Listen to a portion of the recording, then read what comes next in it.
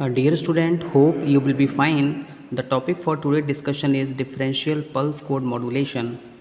Students, हमने pulse code modulation के बारे में स्टडी किया था।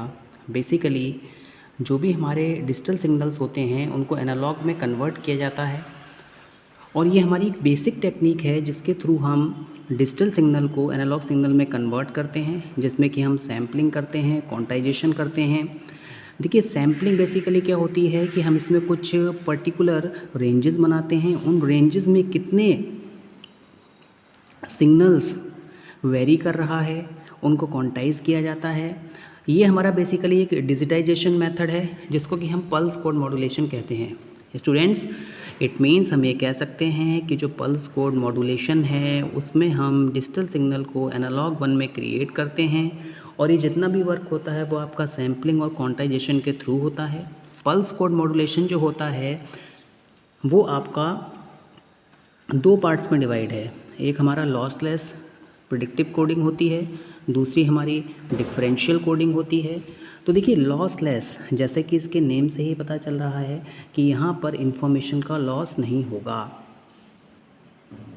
और ये हमारे दोनों जो मेथड हैं वो डिफरेंशिएशन पे वर्क करते हैं। मींस यहाँ पे वैल्यूज़ के बीच में डिफरेंसेस को काउंट किया जाता है। जैसे कि आपको प्रीवियस लेक्चर में बताया गया था कि हम किसी पर्टिकुलर रेंज में फ्रीक्वेंसी को मेज़र करते हैं, उसके बाद में उसकी सैम्पल वैल्यूज़ को कैलकुलेट किया जाता है जो कि ज़ीरो के अराउंड कंसंट्रेट होती है, और उसके बाद में हम जो भी सैम्पल डिफरेंस आता है, देखिए जो सैम्पल डिफरेंस है बेसिकली वो आप कह सकते हैं कि करंट सिग्नल और प्रीवियस सिग्नल में कितना डिफरेंस आता है, डेट इज़ नोन एज, आप कह सकते हैं that is known as the sampling difference. Students, जो हमारा DPCM है means differential pulse code modulation, ये बिल्कुल प्रिडिक्टिव कोडिंग की तरह होता है, बट इसमें एक अलग स्टेप जोड़ दिया जाता है। मींस पल्स कोड मॉड्यूलेशन से एक एक्स्ट्रा स्टेप इसमें जोड़ा जाता है कि इसमें एनकोडर के साथ साथ में हम क्वांटाइज़र भी लगा देते हैं। Differential pulse code modulation is a signal encoder. ये क्या है? सिग्नल को एनकोड करने के काम में आता है, और इसकी जो बेस लाइन होती है वो बिल्कुल आपकी PCM पे बेस होती है। मीन्स हम कह सकते हैं यहाँ पे प्रिडिक्टिव कोडिंग की हेल्प ली जाती है, बट ये कुछ एक्स्ट्रा फंक्शनैलिटीज़ को ऐड करता है। इसमें कुछ प्रिडिक्शंस होते हैं सैम्पल्स के, उन सैम्पल्स के बेसिस पे हमारे पास में आउटपुट आता है। स्टूडेंट्स, यहाँ पे एक बात आपको और ध्यान में रखनी है कि अगर हम DPCM की बात कर रहे हैं तो यहाँ पे एनालॉग सिग्नल भी इनपुट हो सकता है और डिजिटल सिग्नल भी इनपुट हो सकता है। बट PCM की अगर हम बात करें, जैसे कि हमने प्रिडिक्टिव कोडिंग में देखा था, वहाँ पर हमारे पास में जो हमारा इनपुट है वो केवल और केवल क्या है? एक एनालॉग सिग्नल है। स्टूडेंट्स, यहाँ पे एक बात आपको और ध्यान में रखनी है कि जो हमारे पास में इनपुट होता है, if the input is a continuous time analog signal, अगर इनपुट क्या है? कंटिन्यूस एनालॉग सिग्नल है, it need to be sampled first, उसको सबसे पहले सैम्पल्ड किया जाएगा, so that a discrete time signal is the input to the DPCM encoder. सबसे पहले क्या होता है? एनालॉग सिग्नल को सैम्पल्ड किया जाता है, उसके बाद में उसकी डिस्क्रीट वैल्यूज़ फाइंड आउट की जाती हैं डिफरेंट टाइम इंटरवल्स पर। स्टूडेंट्स, यहाँ पर हम एक DPCM एनकोडर का यूज़ करते हैं। तो सबसे पहले देखिए, यहाँ पे हमारे पास में दो ऑप्शंस हैं। इसमें ऑप्शन 1 है, इसमें क्या है? Take the values of 2 consecutive samples. 2 consecutive samples की वैल्यूज़ को आप लीजिए।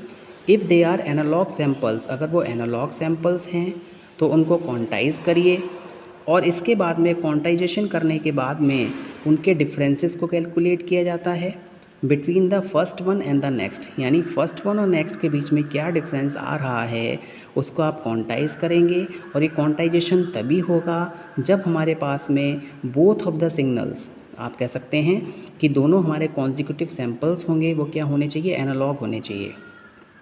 और आउटपुट क्या आएगा? फर्स्ट सिग्नल जो कि करंट सिग्नल है और जो आपका प्रीवियस सिग्नल है, उनके बीच का जो डिफरेंस होता है वो आपका कहलाता है यहाँ पर आउटपुट। तो स्टूडेंट्स, ऑप्शन आपको बताए गए। पहला ऑप्शन, इसमें आपको सबसे पहले 2 कॉन्जिक्यूटिव सैम्पल्स को कैलकुलेट करना है, अगर ये एनालॉग सिग्नल होते हैं तो उनको क्वांटाइज किया जाता है।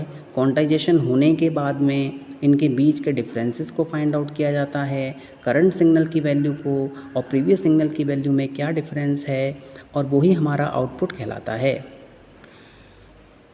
स्टूडेंट्स ऑप्शन 2 है। ऑप्शन 2 में आपको ये बताया गया instead of taking a difference relative to a previous input sample. अब यहाँ पर क्या होगा कि हम जो भी हमारा डिफरेंस आ रहा है जो कि प्रीवियस इनपुट सैंपल के रिलेटिव है उसको ना लेके हम क्या करते हैं, take the difference relative to the output. Output के रिलेशंस में डिफरेंस को कैलकुलेट करते हैं of a local model of the decoder process. It means यहाँ पे एनकोडर के साथ में हम एक डिकोडिंग प्रोसेस को भी लगा देते हैं। स्टूडेंट्स ये जो हमारा ऑप्शन होता है, in this option the difference can be quantized, यहाँ पे डिफरेंस को क्वांटाइज किया जा सकता है, which allow a good way to incorporate a control loss in the encoding. अब यहाँ से जो हमें सबसे बड़ा एडवांटेज है वो ये मिलता है कि यहाँ पे जो हमारा लॉस होता है उसको हम कंट्रोल कर सकते हैं एनकोडिंग की हेल्प से। मींस यहाँ पे एनकोडर के साथ साथ में डिकोडिंग होगी और जब हम उसको रिवर्स सेक्शन में लेके आएंगे तो वहाँ पर जो भी हमारा लॉस होगा वो एनकोडिंग के थ्रू हम उसको क्या कर लेंगे, इनकॉर्पोरेट कर लेंगे। तो स्टूडेंट्स आप ये ध्यान रखेंगे कि जो DPCM एनकोडर है उसके पास में दो ऑप्शंस होते हैं। एक ऑप्शन ये है कि दो कॉन्सिक्यूटिव सैंपल लीजिए, दोनों एनालॉग होने चाहिए, क्वांटाइज करिए, उसके बाद में उनको कैलकुलेट करिए उनके डिफरेंसेस को, और वही हमारा डिफरेंस क्या कहलाएगा, आउटपुट कहलाएगा। दूसरा क्या है, प्रीवियस इनपुट सैंपल्स को ना लेके हम क्या करेंगे, यहाँ पे आउटपुट सैंपल्स को लेंगे। यहाँ पे हम क्या कर रहे थे, इनपुट सैंपल्स को कैलकुलेट कर रहे थे, बट यहाँ पर हम क्या करेंगे, आउटपुट सैंपल्स को लेंगे और उन आउटपुट सैंपल्स के जो बीच का डिफरेंस होगा, देखिए यहाँ पे केवल एक प्रिडिक्शन है। मैंने आपको ये बताया कि जो हमारा PCM होता है, पल्स कोड मॉड्यूलेशन होता है, या फिर हमारा DPCM है, या फिर हमारी प्रिडिक्टिव कोडिंग है, इसमें हम केवल एक प्रिडिक्शंस लेते हैं कि जो हमारा आउटपुट है उसका अप्रॉक्सीमेशन इतना है, इतनी वैल्यू आ सकती है। नाउ स्टूडेंट्स फर्स्ट मेथड में आपने क्या किया, इनपुट के सैंपल्स लिए। इस ऑप्शन में हमने क्या किया, आउटपुट के रेफरेंसेस लिए, उसके बाद में उसको लोकल डिकोडर से पास किया और जो भी क्वांटाइज वैल्यू आई उसके थ्रू हमने अपने लॉस को क्या किया, कंट्रोल किया। नाउ स्टूडेंट्स ऑप्शन 1 और ऑप्शन 2 में से किसी एक प्रोसेस को अप्लाई करने के बाद में हमारे पास में हम यहाँ पे शॉर्ट टर्म रिडंडेंसी को रिमूव कर सकते हैं किसी भी सिग्नल की। देखिए रिडंडेंसी बेसिकली क्या होता है, डुप्लीकेट वैल्यू। जितना कम डुप्लीकेट डेटा हमारे पास में होगा, सिग्नल की एक्यूरेसी उतनी ही ज़्यादा होगी।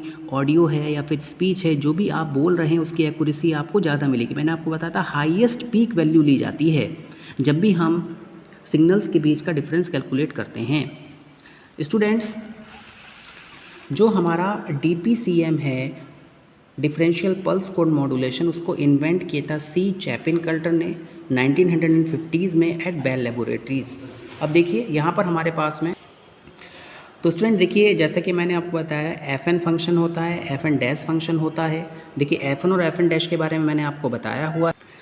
FN जो फंक्शन है वो set of values of integer signal, यानी इंटीजर सिग्नल्स की वैल्यूज़ का हमने सेट बनाया है, उसको डिपिक्ट कर रहा है। FN डैश जो है वो प्रीवियस वैल्यू को डिपिक्ट कर रहा है, और EN जो होता है एक्चुअल और प्रिडिक्टेड सिग्नल में क्या डिफरेंस आया है उस एरर को वो डिपिक्ट करता है।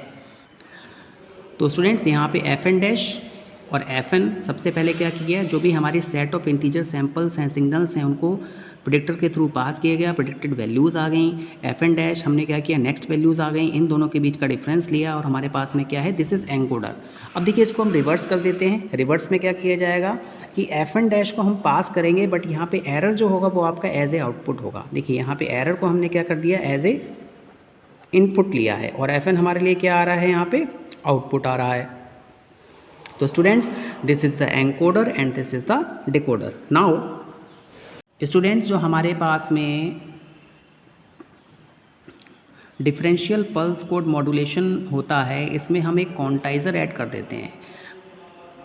प्रिडिक्टिव कोडिंग में केवल हमारे पास में प्रिडिक्टर होता है, एनकोडर होता है, डिकोडर होता है, but differential pulse code modulation में आपने एक क्वांटाइज़र ऐड कर दिया है which is based on at least square minimization of the error term. अब यहाँ पे जो भी एरर आएंगे उनका मिनिमाइजेशन लिया जाएगा। देखिए मैक्सिमम लिया जाता है, मिनिमम लिया जाता है और उनका लीस्ट स्क्वायर किया जाता है। अब यहाँ पर हमारे पास में देखिए 3 फंक्शंस हैं।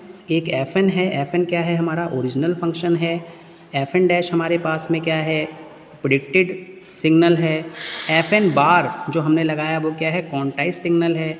ये हमारे 3 फंक्शंस हैं। अब इसके बाद में जो भी हमें मिलेगा रिकंस्ट्रक्टेड सिग्नल मिलेगा। यहाँ पे इक्वेशन दे दी गई है आपको, fn dash is equal to function of fn dash -1, fn dash -2, fn dash -3। इसके बाद में क्या करेंगे एरर फाइंड आउट करने के लिए, देखिए यहाँ पे हम एरर हमारी डिफरेंसेस हम फाइंड आउट करते हैं। fn में से ओरिजिनल सिग्नल में से हमने प्रेडिक्टेड सिग्नल को माइनस कर दिया। इस तरीके से हम n equal to 1, n equal to 2, n equal to 3 के लिए वैल्यूज़ फाइंड आउट करेंगे तो हमारे पास में यहाँ पे एरर आएगा। नाउ देखिए यहाँ पर एक बात ध्यान में रखनी है कि जो हमारा en डैश है उसको हम कोड वर्ड कहते हैं और यही हमारा क्या होता है सिग्नल ट्रांसमिट होता है। और जो रिकंस्ट्रक्टेड सिग्नल होता है वो fn bar is equal to fn dash plus en dash. Now अब जो कोड वर्ड्स होते हैं, जिस कोड वर्ड्स में सिग्नल को ट्रांसमिट किया जाता है, जो भी क्वांटाइज्ड एरर आती है उसमें हम एंट्रोपी एनकोडिंग करते हैं।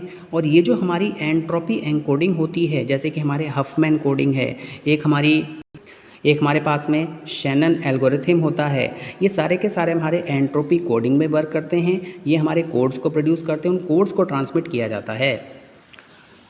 स्टूडेंट्स यहाँ पे जो मेन इफ़ेक्ट है कोडर का या डिकोडर का प्रोसेस का, उसका बेसिकली मतलब है वो सिग्नल जो प्रोड्यूस करेगा वो हमारा रिकंस्ट्रक्टेड सिग्नल होगा और उसकी जो क्वांटाइज्ड वैल्यू होगी वो आप इस तरीके से उसकी क्वांटाइज्ड वैल्यू को कैलकुलेट कर सकते हैं। ये आपको एक फंक्शन दिया हुआ है, मैंने आपको बताया गया था। ये जो होता है हमारा नेक्स्ट सिग्नल को बताता है, ये हमारा एरर जो क्वांटाइज्ड किया है, जो कोड वर्ड आप ट्रांसमिट करना चाहते हैं उसको डिपिक्ट करता है। तो स्टूडेंट जो हमारा डिफरेंशियल पल्स कोड मॉड्यूलेशन है वो आपका PCM पर ही बेस होता है, that is pulse code modulation पे बेस होता है, बट यहाँ पे एक क्वांटाइजर स्टेप को ऐड कर दिया जाता है। Hope you have understood this lecture. Thank you very much.